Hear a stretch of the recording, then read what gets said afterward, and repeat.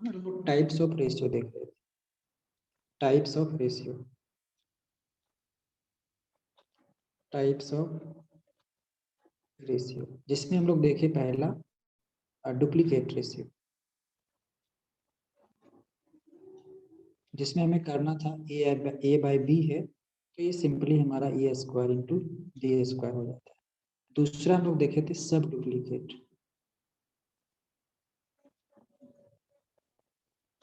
Ratio, जिसमें हमें ए और बी दिया हुआ है, तो ये हमारा हो जाता था root A is to root B. इतना क्लियर है। अगला जो हमारा टाइप है वर्गानुपात, वर्गमूलानुपात। तीसरा जो आप लोग लिखेंगे वो घनानुपात। और घनानुपात जो है टर्म से ही समझ रहे हो कि घनानुपात कहने का मतलब क्या हो रहा है। घनानुपात मतलब triplicate ratio, triplicate ratio. Simple है, अगर हमारे पास कोई number p is to q के फॉर्म में है, तो हमारा जो ट्रिप्लीकेट रेशियो इसका निकलेगा वो हम लोग p का क्यूब कर देंगे और q का क्यूब कर देंगे, तब हमारा निकल जाएगा ट्रिप्लीकेट रेशियो। सारे टर्म को समझिएगा, आगे यूज होने वाला है और इसका यूज होगा जब हम लोग प्रोपोर्शन पढ़ें। रेशियो से ज़्यादा इम्पोर्टेंट है प्रोपोर्शन और दोनों के बीच रिलेशन, ये इम्पोर्टेंट आगे हो। तो p इज टू की हो जाएगा। मान लीजिए हमारे पास आपके पास नंबर है 2:3, तो बताइए इसका ट्रिप्लीकेट रेशियो क्या होगा जल्दी से। 8 × 27। 8 × 27 क्लियर है। तो अभी तक हम लोग 3 टर्म देखे हैं रेशियो का टाइप्स। एक हमारा वर्गानुपात, वर्गमूलानुपात और एक तीसरा हमारा घनानुपात। अब जो चौथा हमारा होगा, जब हम लोग घनानुपात देखें तो अब क्या होगा, घनमूलानुपात। घन का मूल निकालना पड़ेगा। तो चौथा टाइप्स जो रेशियो का हमारा है वो घनमूलानुपात, घनमूलानुपात। इसको हम लोग क्या बोल सकते हैं, सब ट्रिप्लीकेट रेशियो, सब ट्रिप्लीकेट रेशियो। ठीक है। अब सब ट्रिप्लीकेट रेशियो कैसे निकलेगा, आपके मगज में आ गया होगा कि आखिर अभी तक हो क्या रहा है। मान लीजिए कोई रेशियो अगर हमारा x इज टू वाई में है, अगर इसे हमें सब ट्रिप्लीकेट रेशियो निकालना है तो हम लोग क्या करेंगे, रूट एक्स, लेकिन यहाँ पे क्यूब, और y cube root of x और क्यूब रूट ऑफ y। तो ये हमारा क्या हो जाएगा, सब ट्रिप्लीकेट रेशियो। जैसे फॉर एग्जांपल अगर यहाँ पे हम लोग ले, तो आप नंबर ले लीजिए। नंबर आपके पास है 27 और 64, तो इसका सब ट्रिप्लीकेट रेशियो क्या होगा बताइए। 3:4। 3:4 मतलब यहाँ पे हुआ क्या है, 27 का क्यूब रूट निकालना है और 64 का क्यूब रूट निकालना है। अब बताएंगे कि यहाँ पे भी ये चीज हमको बताइए, क्यूब रूट निकालना। और तो क्यूब रूट सिंपली है कि हम लोग उसको 3 जोड़ा लगता है, जैसे 3 संख्याओं का एक साथ एक पेयर बनता है।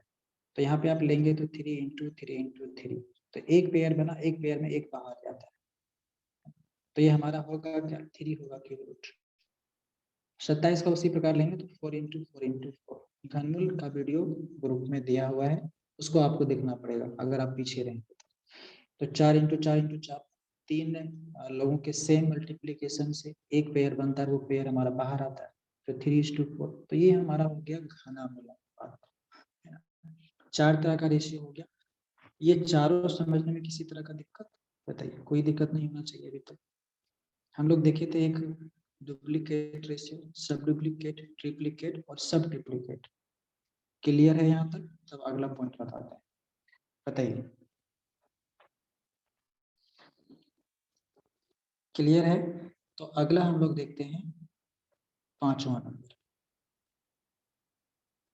5वां नंबर में बहुत ही इंपॉर्टेंट है व्युत्क्रमानुपात। व्युत्क्रमानुपात, व्युत्क्रमानुपात को इंग्लिश में क्या बोलेंगे, इनवर्स रेशियो। हम लोग यूज कर चुके हैं इसका, इनवर्स रेशियो। फॉर एग्जाम्पल अगर हम लोग इनवर्स रेशियो कैसे बोलेंगे, जैसे कि हमारे पास अगर 2 नंबर है S और T, ठीक है, तो इसका इनवर्स रेशियो जो हमारा होगा वो 1/s होगा और रेशियो में 1/2। इस चीज को बड़ा गौर से समझिएगा, आगे इसका इम्प्लीमेंट होने वाला है इनवर्स रेशियो। अगर हमारे पास दो नंबर है और वो s और t है और रेशियो में है, तो इसका इनवर्स रेशियो 1/s और 1/t। जब 1/s और 1/t करेंगे तो यहाँ पे यूज किया जाता है एलसीएम मेथड, क्योंकि रेशियो में तो हमारा हुआ नहीं, ये तो हमारा फ्रैक्शन में हो गया। तो सिंपली आप ध्यान रखेंगे, अगर हमारा s या t है तो नंबर रेशियो में है और हमें अगर निकालना है इनवर्स रेशियो तो हो जाता है उल्टा, t/s। ये होता कैसे है t/s? तो s और t का एलसीएम लेंगे, st आएगा, st से आप s को भागा करेंगे, s कट जाएगा, t आएगा जो कि यहाँ पे है, फिर उसी प्रकार आप st में t से भागा देंगे तो s बचेगा, तो फिर यहाँ पे s हमारा। तो जब इनवर्स रेशियो की बात हो s और t तो जस्ट उल्टा हो जाता है। फॉर एग्जाम्पल अगर हम लोग यहाँ पे एक क्वेश्चन लें कि कोई नंबर हमारा जो है वो 4:5 में है, तो इसका इनवर्स रेशियो क्या होगा बताइए। 5:4 सिंपल है कि नहीं, उल्टा देना है इसे। लेकिन ये चीजें हुई कैसे? तो इनवर्स रेशियो हमारा होता है 1/4 और 1/5। तो 5 और 4 का एलसीएम हमारा क्या आएगा? 20 है। ठीक है, 20 से अगर 4 को डिवाइड करेंगे 5 और फिर 20 को 5 से डिवाइड करेंगे तो 4, मतलब फाइनल रेशियो हमारा 5:4। यहाँ का ये हट जाता है क्योंकि हम लोग कंप्लीट रेशियो को सोल्यूशन कर लिया होते हैं। तो 5:4, तो जैसे आप समझे, जब इनवर्स रेशियो की बात हो तो सीधा उसको उलट दें और कुछ नहीं करना है। यहाँ तक क्लियर है? बताइए। Yes sir. क्लियर है? अभी तो कुछ हार्ड बता ही नहीं है। तो अब एक सवाल आप लोग बनाइएगा, अभी तक के क्वेश्चंस में एक सवाल आपको करना है और वो सवाल जो है वो है 2:3 3:4। इसका आप लोग को बताना है inverse ratio is equal to what. Inverse ratio is equal to what, कौन बताए, जल्दी बताइए।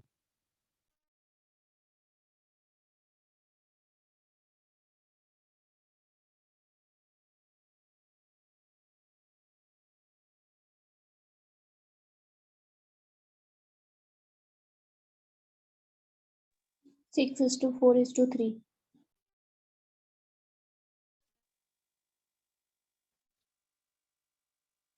6:3:4। ठीक है, देखिए जब दो रेशियो हमारा आता है, 4:3 जब ना। हमारा दो रेशियो आता, अच्छा 4:3,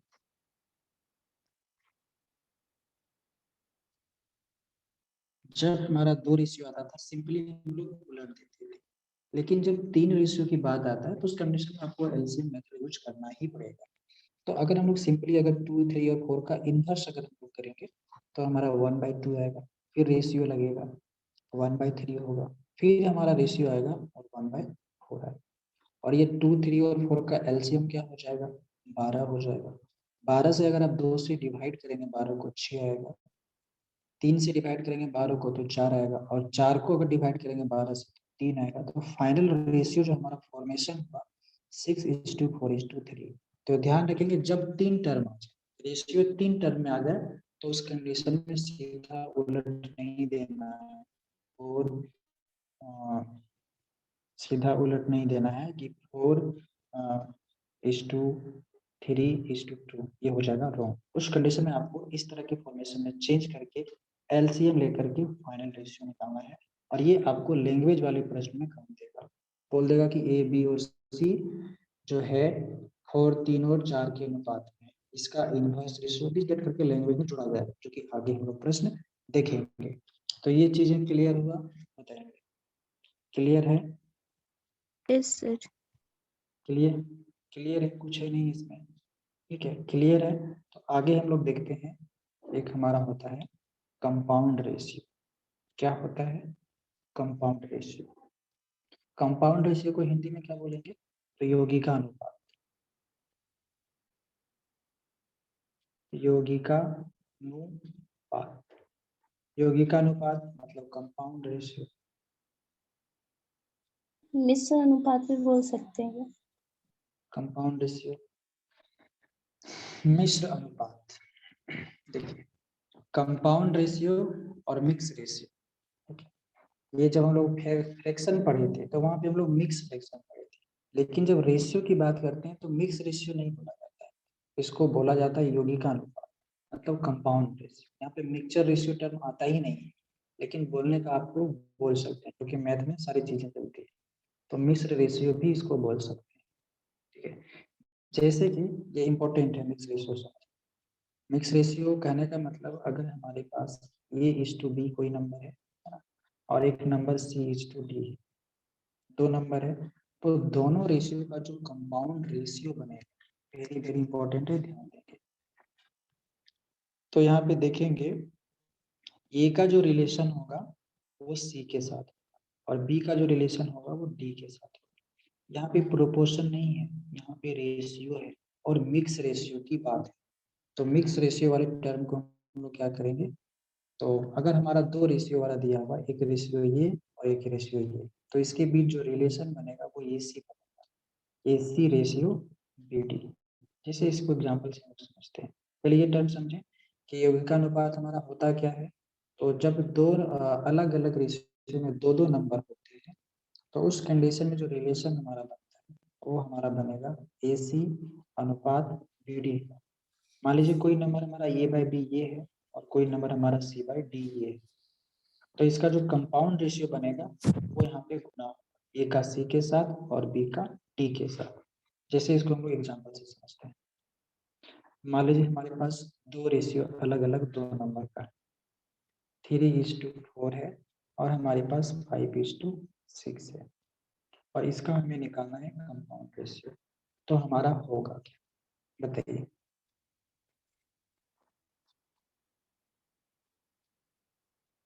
15:24, 15:20. 15:24। तो कंपाउंड रेशियो में जब दो रेशियो दिया रहे, तो पहला रेशियो जो रहता है उसके पहले टर्म को क्या करेंगे, दूसरे रेशियो के पहले टर्म से, और पहले रेशियो के दूसरे टर्म को दूसरे रेशियो के दूसरे टर्म से गुना करते हैं। इसी को बोलते हैं कंपाउंड, मतलब पहला का पहले के साथ, दूसरा के दूसरे के साथ, है ना। हम लोग पहला का तीसरे के साथ नहीं कर सकते। कंपाउंड मतलब दोनों टर्म को मिला करके, पहला और इसका दूसरा और इसका पहला, क्या होगा, तो ये हमारा कंपाउंड के एग्जाम का प्रश्न।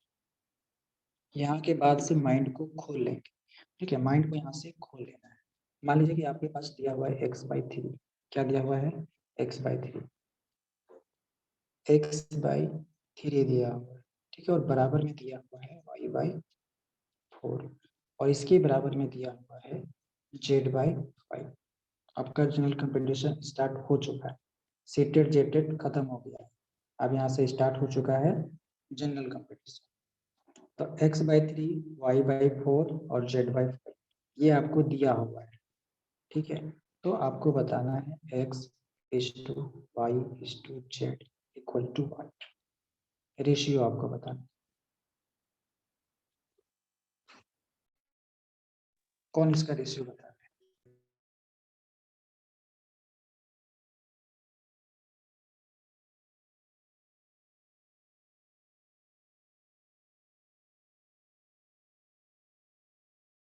Three four five. अच्छा, चलिए बाकी लोग,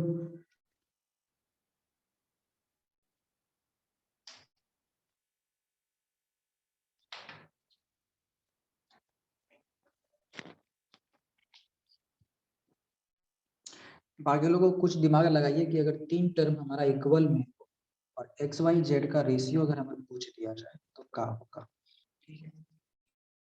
इसका डायरेक्ट लॉजिक बताते हैं, फिर कंसेप्ट इसको समझना बहुत जरूरी है कि आखिर होता क्या। जी बोलिए, कौन बोल रहे हैं, बोलिए। 20, 15 और 12।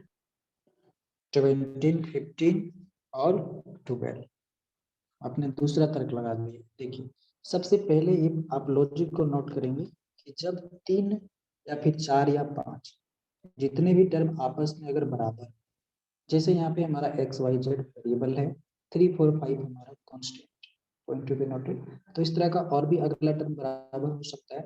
तो इस कंडीशन में डायरेक्ट जो लॉजिक होता है, जो इसके नीचे में जो टर्म होता है, सिंपली हमारा रेशियो में उतर जाता है। सिंपली ये आपको नहीं पता है कि कैसे हुआ है, लेकिन ये होता कैसे, इसका मैथमेटिकल कॉन्सेप्ट क्या है, इसको हम लोग देखने के लिए देखिए क्या करते हैं। लेकिन आपको एग्जाम के लिए क्या याद रखना है कि जहां भी आपको बराबर में दिखे फ्रैक्शन में, एक हमारा वेरिएबल में और नीचे हमारा कांस्टेंट में, तो उस कंडीशन में जो एक्स वाई जेड का रेशियो हो जाएगा, उसके नीचे वाले टर्म का एज इट इज हो जाता है। ये ट्रिक, ये लॉजिक। लेकिन ये आता कैसे, ये होता कैसे, इसको अगर समझना चाहें तो मान लीजिए अगर हमारा कोई टर्म है, जैसे कि x/3 था हमारा, y/4 था हमारा, और हमारा z/4 था। पहले आपके माइंड में ये सेट हो जाना चाहिए कि अगर हमारा इस तरह का टर्म रहेगा, किस तरह का टर्म, बराबर वाला कौन सा, तो नीचे वाला जो रहेगा नंबर, वही उसका रिक्वायर्ड रेशियो हो जाता है एक्स वाई जेड का, ऊपर वाले टर्म का।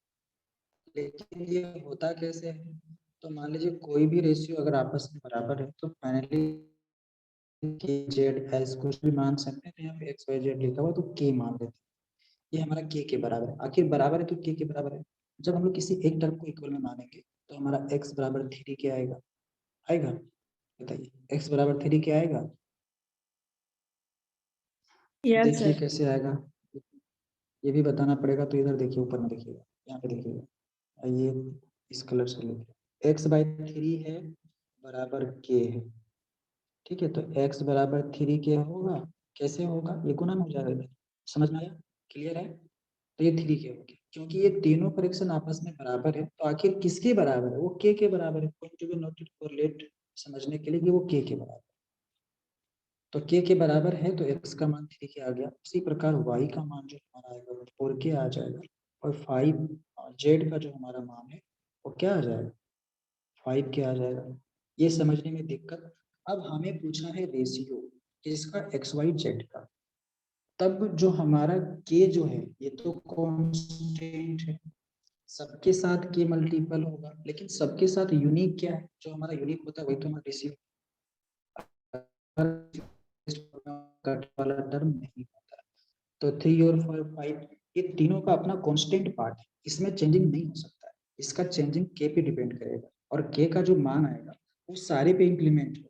तो आखिर हमारा, मान लीजिए इसके साथ 2 गुना करेंगे, फॉर एग्जांपल 3 के साथ 2 गुना करेंगे तो 6 आएगा, 4 के साथ भी 2 गुना करना पड़ेगा क्योंकि के सबके लिए समान है, तो 8 आएगा। और अगर हम लोग 5 के साथ 2 गुना करेंगे तो 10 आएगा। तो ये तो हमारा सिंपलेस्ट फॉर्म में है नहीं, तो इसको जब आप सिंपलेस्ट करेंगे तो फिर तो वही बात आएगा 3:4:5। तो इसीलिए हमारा इस तरह के बराबर वाले केस में हमारा नीचे वाला वेरिएबल के नीचे वाला टर्म ही उसका रेशियो हो जाता है, क्योंकि के कांस्टेंट होता है और सारे के साथ सेम मल्टीप्लाई होगा। तो सारे के साथ सेम मल्टीप्लाई करेंगे तो कोई चेंजिंग नहीं होगा, तो उसका जो कांस्टेंट है, उसका जो रियल वैल्यू है वही उसका रेशियो हो जाएगा। तो 3:4:5 ही उसका फाइनल रेशियो हो जाता है। ये बात समझ में आया कि नहीं, ऐसे सर नहीं समझ में आया, यहाँ दुगना कैसे कर दिए? के का मान 2 था, इसीलिए आप नहीं कीजिए 2 गुना, छोड़ दीजिए, ठीक है। तो 3:4:5 कैसे आया, समझ में आया। के कहने का मतलब ये तीनों रेशियो आपस में बराबर है। अगर बराबर है तो कोई तो वैल्यू उसका आएगा, दो रेशियो के बीच हम लोग कंपैरिजन करेंगे तो वो वैल्यू के बराबर है। अगर के हमारा मान आया तो तीनों के साथ मल्टीप्लाई होगा, क्योंकि तीनों एक साथ बराबर है, ठीक है। तो उस कंडीशन में कांस्टेंट टर्म ही रेशियो हो जाता है, क्योंकि जो हमारा टर्म रियल जो आएगा बराबर का कांस्टेंट, वो सारे के साथ गुना होगा। तो आप गुना करेंगे फिर भी काट करके रेशियो वही आ जाएगा, क्या आ जाएगा, जो उसके बेस के नीचे होता है। इसीलिए इसको बाद में समझिएगा, क्लियर होगा। ऐसे बहुत डीप ही क्लियर कर दिया जा रहा है, इससे ज्यादा क्लियर नहीं हो सकता, ठीक है।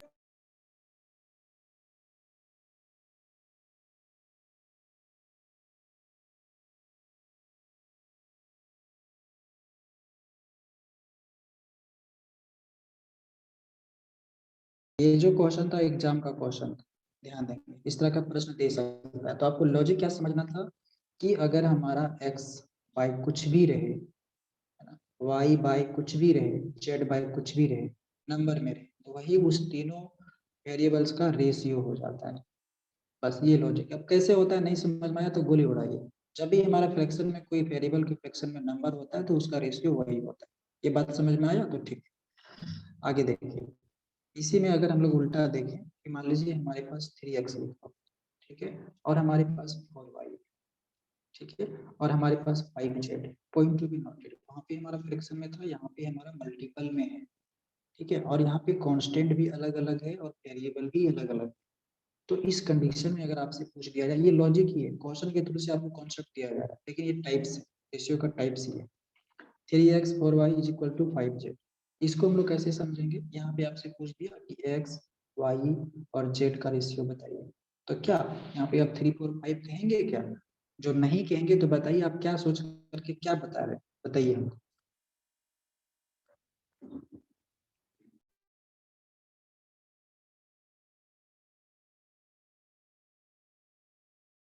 इसका कोई रेशियो बताइए, जो पहले पढ़े होंगे रेशियो वगैरह थोड़ा बहुत पढ़े हैं, तो बताइए एक्स वाई जेड का मान क्या है? ये 1/3 1/4 1/5 हो जाएगा ना। हाँ ठीक है, चलिए आगे प्रोसेस कीजिए, उसके बाद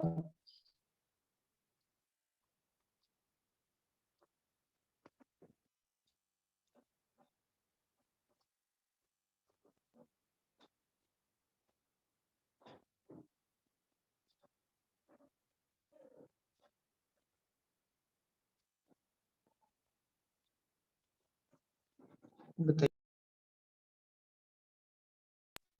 समझिए इसको, नहीं आंसर आया, बाकी आप प्रोसेस सही किए थे, उसको रेशियो में चेंज लाइए, फ्रैक्शन के बाद फिर रेशियो करना था, बात खत्म है। देखिए 3x 4y और 5 आपस में बराबर, जब ये तीन चीजें आपस में बराबर है, 3x बराबर 4y बराबर 5 बराबर है, तो इसको हम लोग के बराबर लिख सकते हैं। ये बचपन से ही माना जा रहा है, आप जाइए ना 8 class 9 class 6 class 7 class 8 class से ही ये इम्प्लीमेंट, जब ये तीनों बराबर है तो किसके बराबर है? मान लेते वो के बराबर है, तो फाइनली अगर हम लोग 3x और के की सिर्फ बात अगर करें कि सिर्फ हम 3x और के की बात करें, तो अगर हम लोग 3x इज इक्वल टू के लें तो x का मान हमें निकालना है, क्योंकि यहाँ पे वेरिएबल तो हमारा x ही है, तो के तो इधर रहेगा ही और 3 में आ जाएगा, तो x बराबर के बटा 3, उसी प्रकार y बराबर हमारा हो जाएगा के बटा 4, उसी प्रकार से z बराबर हो जाएगा हमारा के बटा 5, ठीक है। अब यहाँ पे देखिए सारे टर्म के साथ जो है हमारा के, वो ऊपर में कांस्टेंट, ठीक है, तो के का कोई मतलब रहा नहीं, तो सिंपली इस फ्रैक्शन को करने के लिए हम लोग कर सकते हैं 1/3, रेशियो 1/4 और रेशियो 1/5, ठीक है। जब हमारा इस तरह का फ्रैक्शन रहता था तो हम लोग इसको एलसीएम लेना पड़ता था। अब बताइए 3 4 और 5 का एलसीएम होगा कितना? 60 होगा, ठीक है, 60 होगा। 60 को अगर आप 3 से डिवाइड करेंगे तो हमारा 20 आएगा, ठीक है। 60 को अगर आप लोग 4 से डिवाइड करिएगा तो आपका 15 आएगा, और 60 को अगर 5 से आप डिवाइड करिएगा तो आपका 12 आएगा। तो फाइनली जो हमारा रेशियो,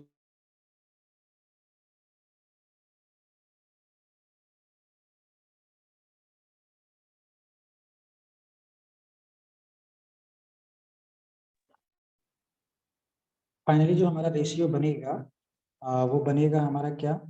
20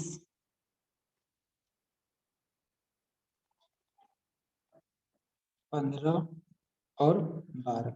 बताइए ये चीज किसको समझ में आया? आ गया। क्लियर है? देखिए जब हमारा वो बटा में था तो बटा में नो चेंज, जो उसके नीचे वही उसका रेशियो, लेकिन जब हमारा मल्टीपल में 3x 4y 5z, तो हम लोग x y z कैसे निकालेंगे? तो के बराबर होगा, और 3x जो हमारा है वो हमारा के बराबर है, तो आखिर हमारा x का मान क्या होगा? k/3, उसी प्रकार y का हमारा k/4 और z का हमारा k/5, तो k तो सभी में है, तो ये तो कॉमन है, इसका रेशियो से कोई मतलब ही नहीं, तो k के साथ मल्टीपल में क्या है? 1 है, तो 1/3 बचा, 1/4 1/5, और हमें रेशियो निकालना था। अब इसका मेथड आपको बता दिया गया कि जब हमारा 1/3 1/4 1/5 रहे तो एलसीएम लेकर के हम लोग उसका फाइनल रेशियो निकालते हैं, तो एलसीएम हमारा 60 आएगा। 60 से आप 3 से डिवाइड करेंगे 60 को तो 20, 60 को 4 से डिवाइड करेंगे तो 15, और 60 को 5 से डिवाइड करेंगे तो 12, तो फाइनल रेशियो जो इस नंबर का होगा 20, 15 और 12, ये दोनों इंपॉर्टेंस पॉइंट था, ध्यान रखेंगे। तो इस तरह का दूसरा लॉजिक बता देते हैं। देखिए इसको मिटाते हैं, ये प्रोसेस तो आपका हो गया तो हो गया, लेकिन हम जल्दी कैसे करेंगे, इतना करेंगे तो लेट हो जाएगा। ठीक है, तो इसका लॉजिक क्या है, देखिए अगर हमें x का निकालना हो, अगर हमें x का रेशियो निकालना हो तो x को उड़ा देना है और y और z को गुना कर देना है। ठीक है, इम्प्लीमेंट करते हैं। हमें x का रेशियो निकालना है, अच्छा 3x। हमें क्या निकालना था, x का रेशियो। चलिए x को गोल कर देते हैं, कैप्चर, और y और z के कोफिशिएंट को गुना कर देते हैं। y और z का कोफिशिएंट क्या है, 4 × 5, तो ये हमारा क्या हो जाएगा 20। हमें y निकालना है तो y को गोल कर देना है और x और z के कोफिशिएंट को गुना कर देना है, तो क्या हो जाएगा 5:3 बराबर 15। हमें z का निकालना है तो z को गोल कर देना और x और y को गुना कर देना, तो x y कितना हो जाएगा 3:4 बराबर 12। तो ये हमारा हो जाएगा x y z। ये प्रॉपर लॉजिक तुरंत सोच जो आपके माइंड में रहे, जब हमारा फ्रैक्शन ये रेशियो वाला टर्म इक्वल में हो, मल्टीपल के केस में बराबर, तो x निकालने के लिए x को सेट करके दोनों को गुना, y निकालने के लिए y को सेट करके दोनों को गुना, z निकालने के लिए x और y को गुना। ये क्लियर हुआ, यस या नो बताइए। Yes sir. क्लियर है ना? एक फैक्ट और बताते हैं, सारा चैप्टर क्लियर हो जाएगा लेकिन डेडिकेशन के साथ करेंगे तो। बस मैथ में ज़्यादा प्रैक्टिस पे डिपेंड करता है, मैथ सब लोग थोड़ा बहुत जानते हैं लेकिन प्रैक्टिस पे डिपेंड करेगा। ठीक है, एक सवाल और देते हैं, लास्ट सवाल आज का बताते हैं फिर आगे बढ़ते हैं। a/2 है, ठीक है, और बराबर में है b/3, ठीक है, और बराबर में है c/5। ये कॉन्सेप्ट आपको दिया गया है, बता दिया गया है। ठीक है, यहाँ पे हम डायरेक्ट आपको सवाल देते हैं और वो सवाल आपका है कि ये प्लस बी प्लस सी बराबर और बट्टे में सी बराबर वाट। तो ये क्वेश्चन देख के डर गए होंगे बहुत लोग कि आखिर इसके साथ हुआ क्या है। कुछ नहीं हुआ है, बताइए इसका आंसर क्या होगा।